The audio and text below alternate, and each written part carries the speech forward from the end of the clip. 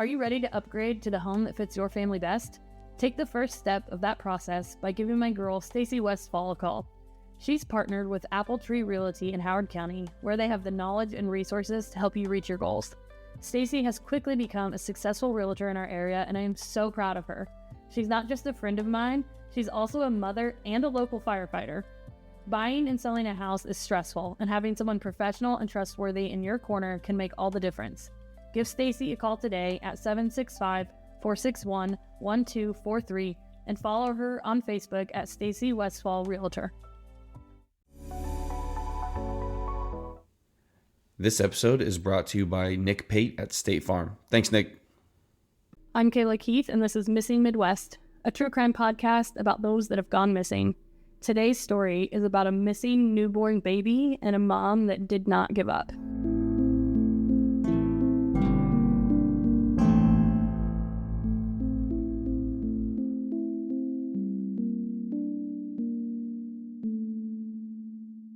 Hey. What's up? Just ready for this upper. You said yesterday at the end of Murder Midwest that this one was going to be a bit of an upper. Yeah. So I'm looking forward to it. Yeah, I mean, it's not, you don't come across an uplifting case in true crime that often. And so I figured it's been a heavy couple weeks here in the murdered, especially if you're a subscriber in Murdered Midwest land. We had some gnarly cases we covered, and they were like, we just saw one of our friends from Stanley Cleaning Company, Jason. What's up, Jason? We were in Shoe Carnival getting shoes for our children. And he was like, guys, that last one was really, really bad. And I was like, yeah, I know, I'm sorry.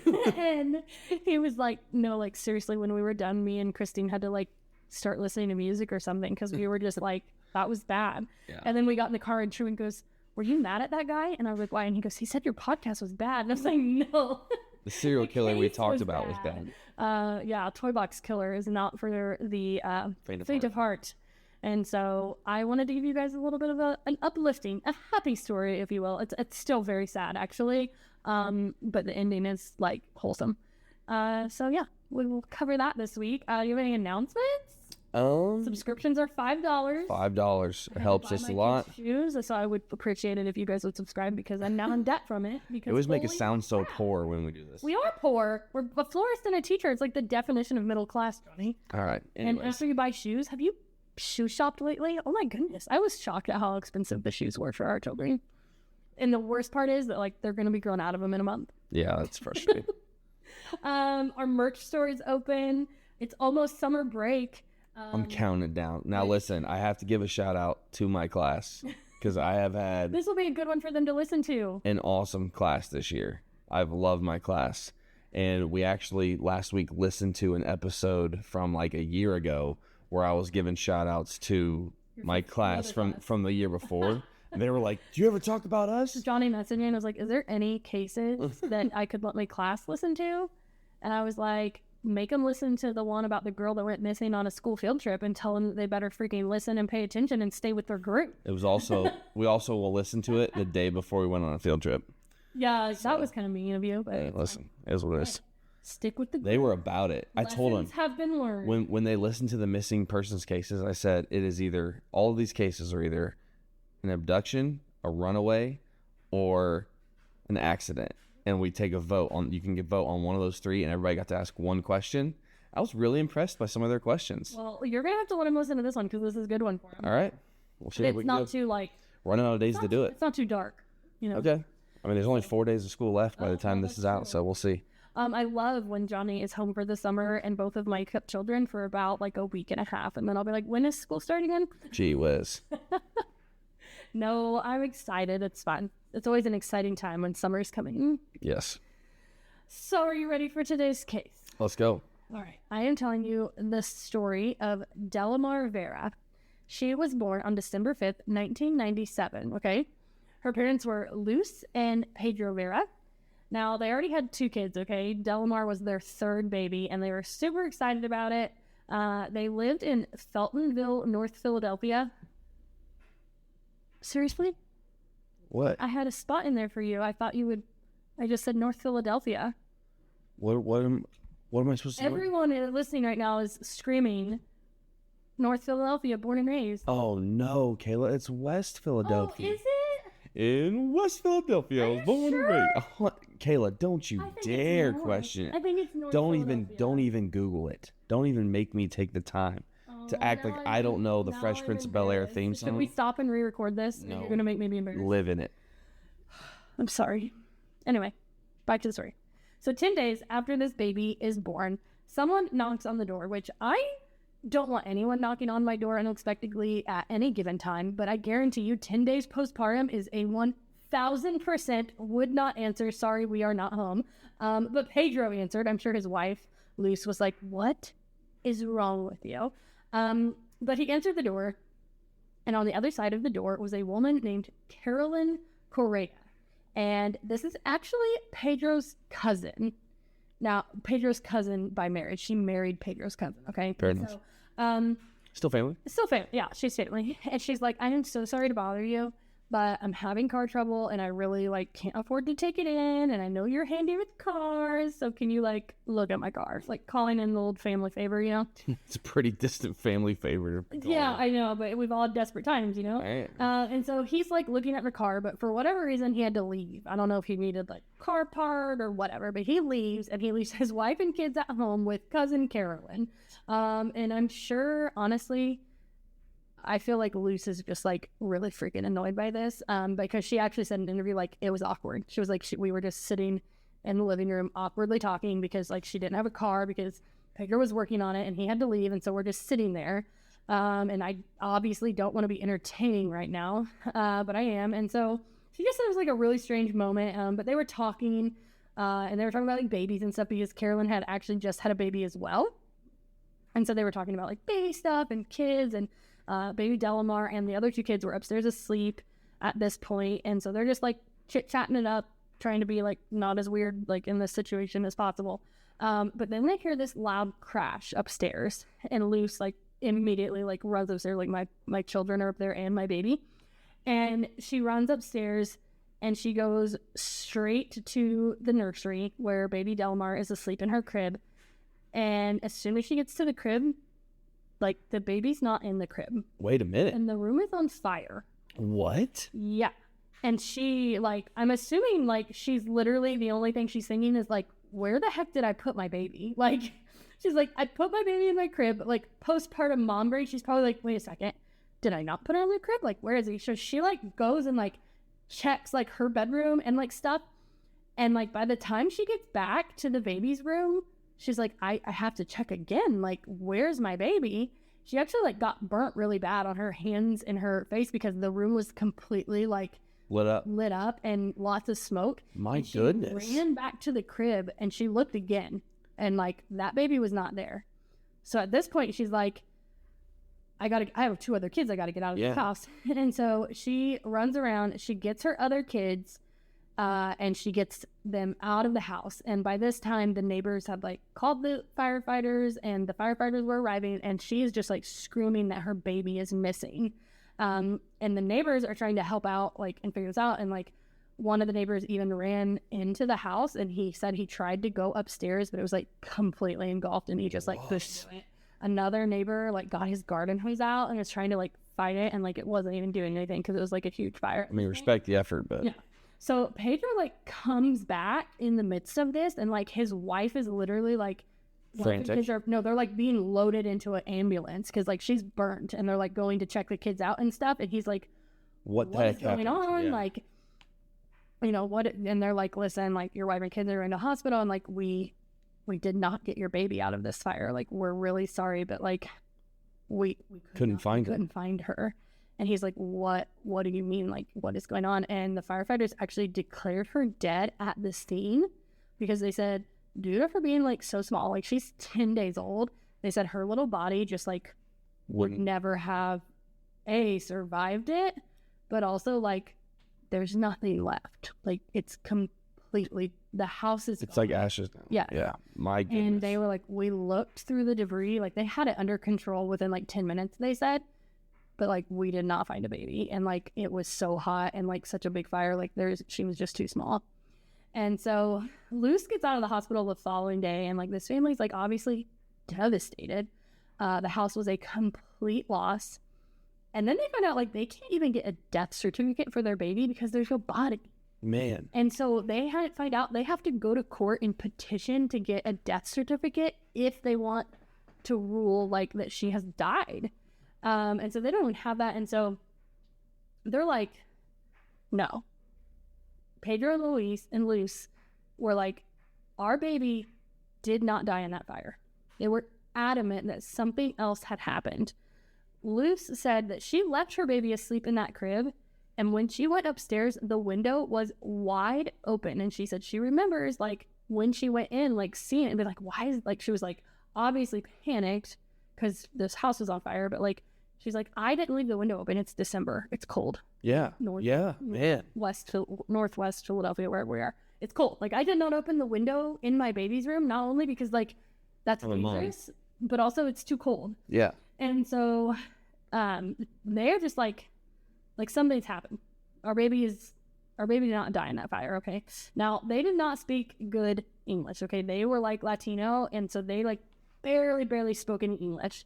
And so when they were trying to tell the police this, like, it just really wasn't taken seriously because they were like, listen, like, your house caught fire, your baby died, we're sorry about it. Like, but they, from the police point of view, like, they just assumed it was like grieving parents, you know, like in denial. Denial. Yeah. And they can't really like communicate with them either. And they're trying to like help them like grieve, like, we're sorry for your loss, but like, this is what's happened kind of thing. And so nothing really happened. So in 1999, the Veras, they got a new house and they're living in it, and they end up having another baby in 2000. Or no, sorry. In 99, they had another baby named Samuel, but they ended up splitting up in 2000. And like, I think it's like 30% of couples that lose a child split up. Like, this is not like uncommon at all. It's like super hard for couples to like get through that. And so they're not together anymore, okay? But they still agree on one thing, that baby Delimar did not die in that fire that night. Woof. So on January 24th, 2024, I should say, she like, their family, like, even knew, like, they kind of like thought they were crazy. Like, they were like, you guys have to move on. Like, you have to accept this. Yes. And they thought that it was just like these two parents that like would not accept, like, maybe it's like a guilt for Luz, like, not getting her baby out of there. Maybe this is how she's like coping with it. Or like, they were like, but like, people legit were like, you're crazy. Like, they really did, because her and Pedro, that's hard. They were adamant. So the whole family knew that, like, everybody that knew them knew that they did not believe that Delimar died in that fire. And so that's just kind of like where they're at, okay? So 4 years later, after their breakup, their split up, whatever, January 24th, 2024, Luz goes to a party. Wait, 2024 or 2004? Oh, it's probably 2004, yes. Okay. It was 6 years. Jeez. It's like, wait a minute. I have 2024, but it's 2004.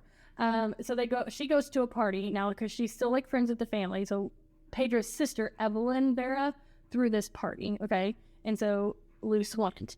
And when she walked in, she saw a little girl who looked to be about 6 years old.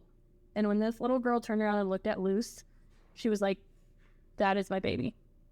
She said, she looked just like me. And she looked like my other 3 children. And she said when she smiled, she had dimples, and she said, I don't even need a DNA test to know that that is Delimar.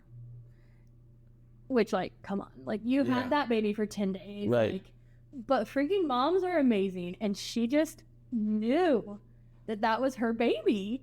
And so I'm sure she's freaking out. I can't imagine. She really freaked out when she saw that this little girl's mom was none other than freaking Carolyn. No. Yeah. And when I read this, I did, like, let me just say, I literally saw red. Like, I can't even imagine what I would do in this situation. I'm a very act now kind of girly, and I get mad quick. And it's true. I react quick. I'm the person that will send the text and then think about what I said, you know? Like, I will approach somebody and then later be like, maybe I should have cooled it down a minute. And so I don't even know what I would do in this situation, but I'm pretty sure I would burn the place to the freaking ground to get to my kid. Like, I would not even, like, pass go. I would be ticked. But Luz is a badass, okay?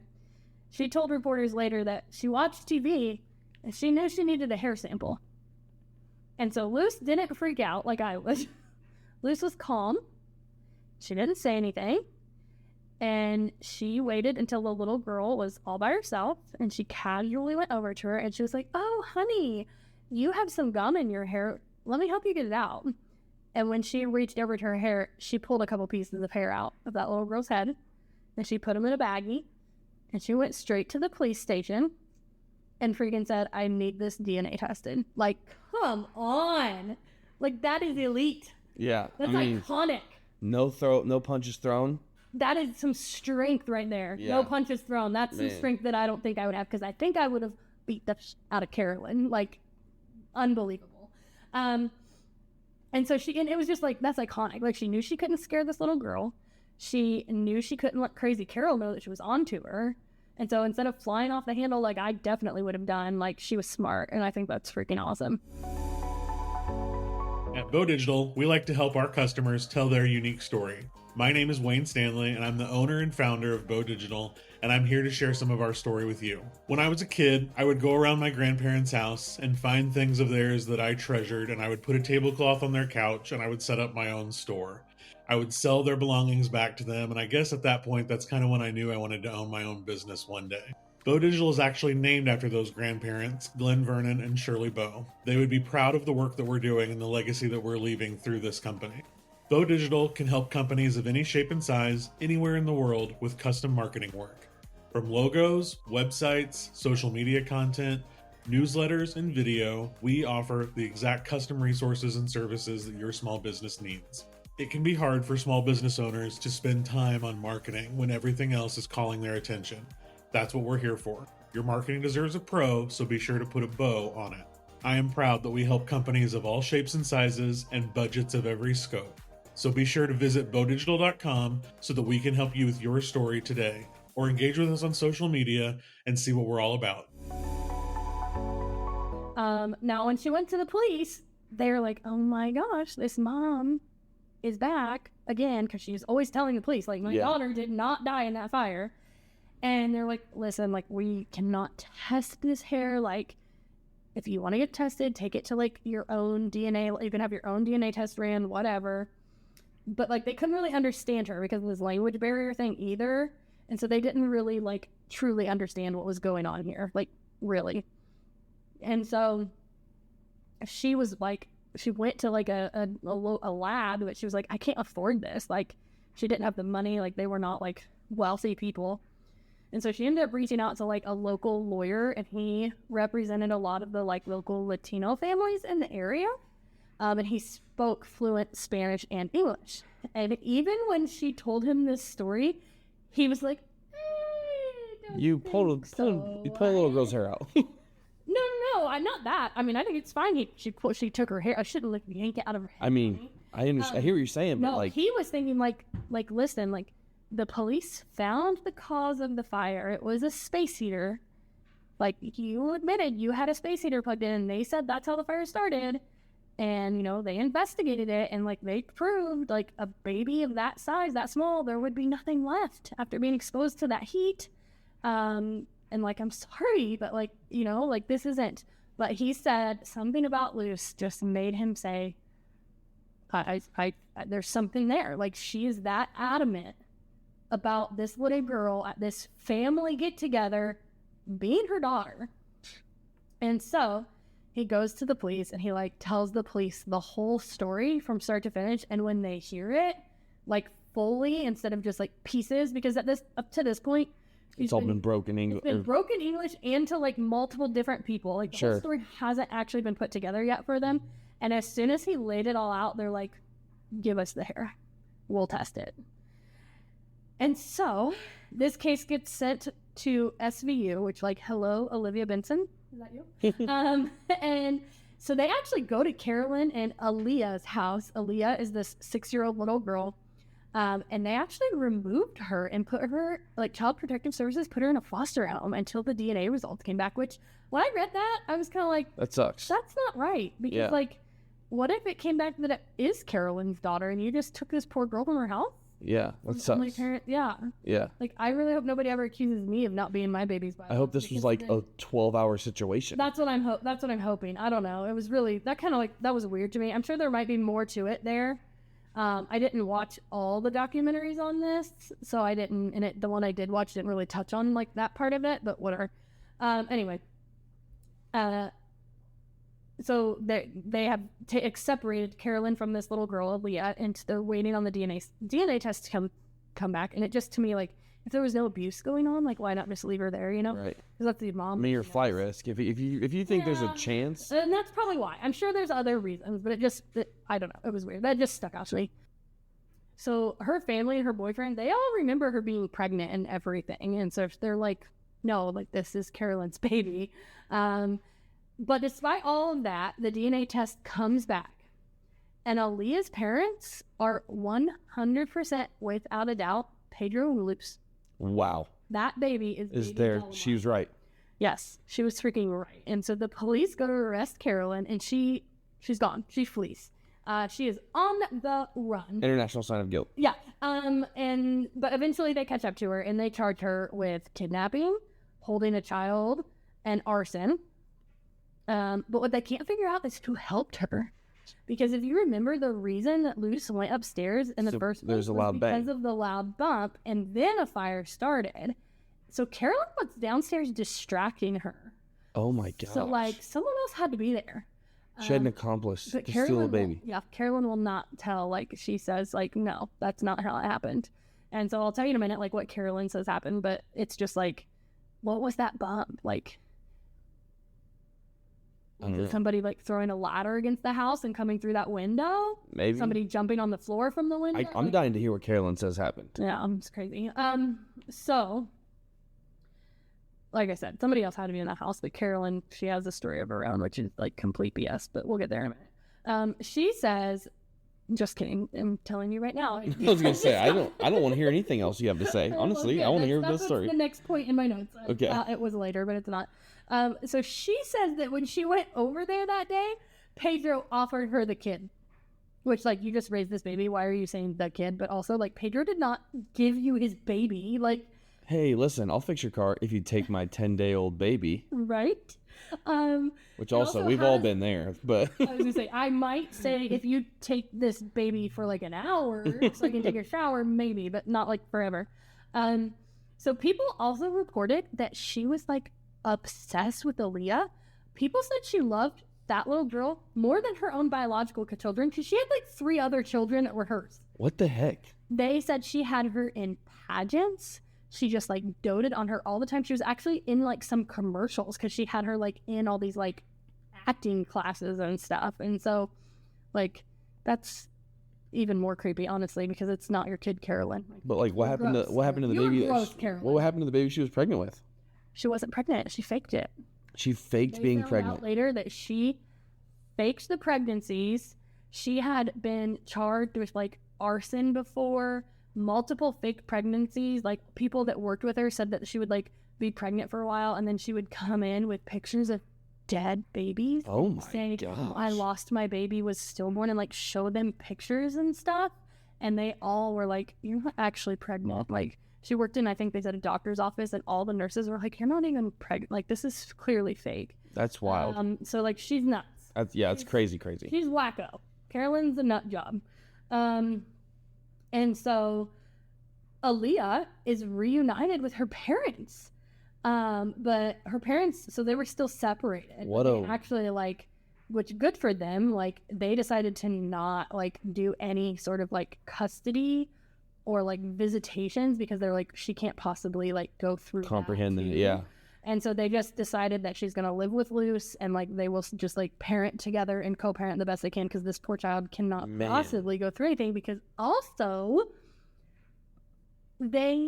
Carolyn didn't teach her Spanish. Oh no. Carolyn taught her English, so she can't even speak Spanish, and she's getting put back in a room where she doesn't even know how to speak.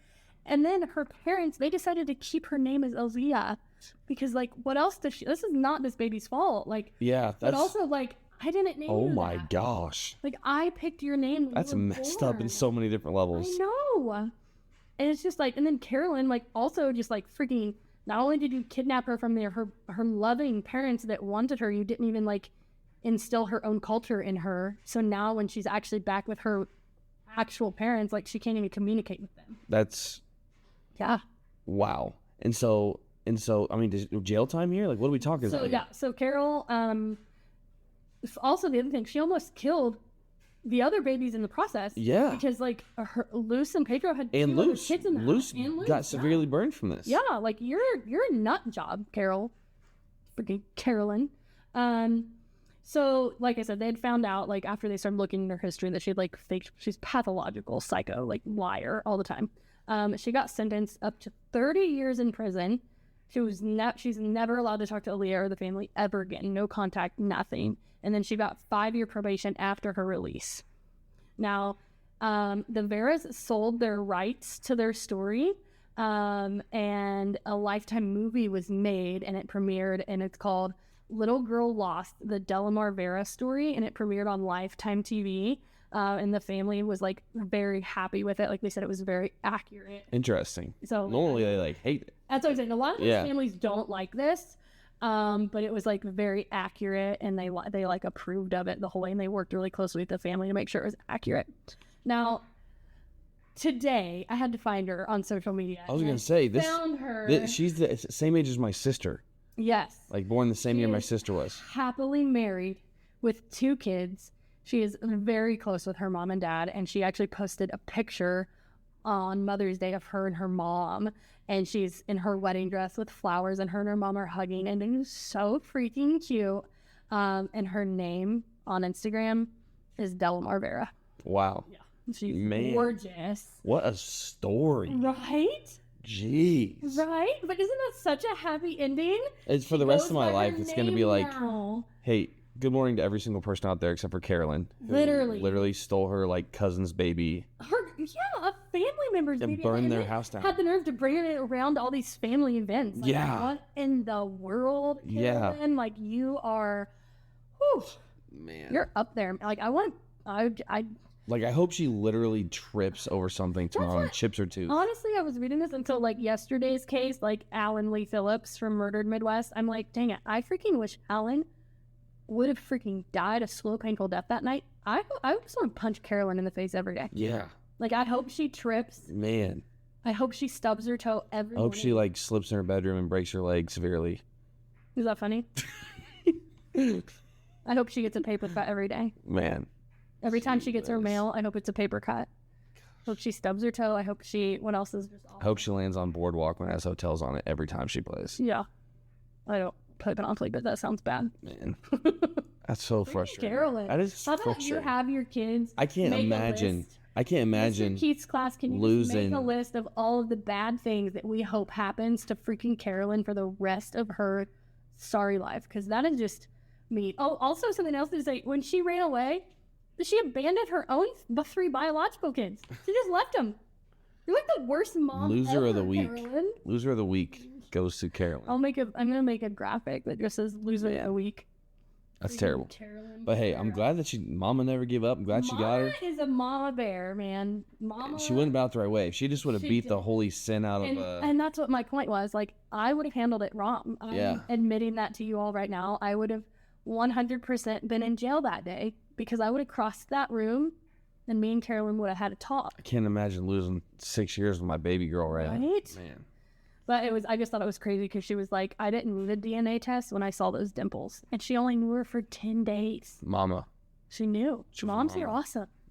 Man, that's intense. Awesome. That's an awesome story. I love Yeah. it. And so you can find her on Facebook. It's under Delimar Vera, which also just makes me so happy. She's like, no, I'm not Aaliyah. I'm Delimar. And like now that she's older, she knows her I feel like story. the parents did the right thing in that situation. Oh, they did? And that too. Like, what a sacrifice for these parents too. But she knows her story now and she's telling it herself. And so there's like a few documentaries on it in the movie. And like, she's like an advocate and it's really sweet. Wow. And her husband just got baptized like a couple weeks ago. And she posted it. Was seriously like, it was some wholesome crap. So I think you had a good time creeping on her Facebook. I did. She listens to this. Yeah, I know everything about it. So yeah, that's the story. I hope that improved your mood, bringing you into Memorial Day weekend. Hope you have a good weekend and you can just be happy to know that Delimar is reunited with her mom and her dad and her siblings, and she's happily married with 2 babies of her own. And Carolyn, I didn't even look at where Carolyn is, but I hope she's really sunburnt wherever she is. What? There's just worse things. Worse things than being really terribly sunburnt? I mean, I've been there. It's not fun, but... I mean, I hope she's terribly sunburnt on top of all the other lists. I hope her transmission drops in every vehicle she drives for the rest of her life. No, that would suck. Cracked her windshield. I hope a booed. I try to say poop and bird. Yeah. I hope a bird poops on her every time she walks out her front door. Wow. I hope her McDonald's McDoubles are like when they put too much pickles on it, ruins the whole thing. I hope every time she tries to go to McDonald's, the frat machine is broken. Oh, well, that's a given. No, it's actually not asking that much. It's always broken.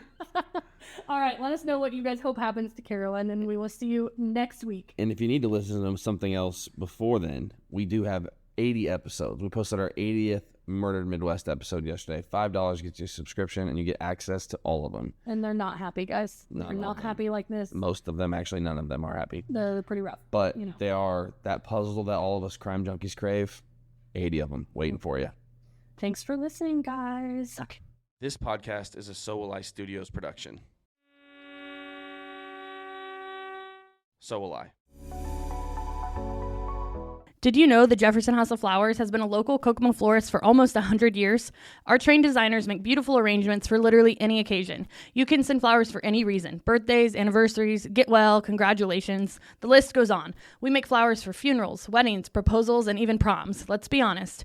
Receiving flowers, whether you're at home or at your work, it makes you feel special. You get butterflies and you feel loved, and that's what sending flowers is all about, the feeling it creates. Call us at 765-452-8269 and let us create something special and send it out for you. Or you can stop in and see us at 4300 West, 100 North Kokomo. We always have a cooler full of flowers that are ready to go, as well as a boutique full of gifts. Shop local, support local, and send flowers.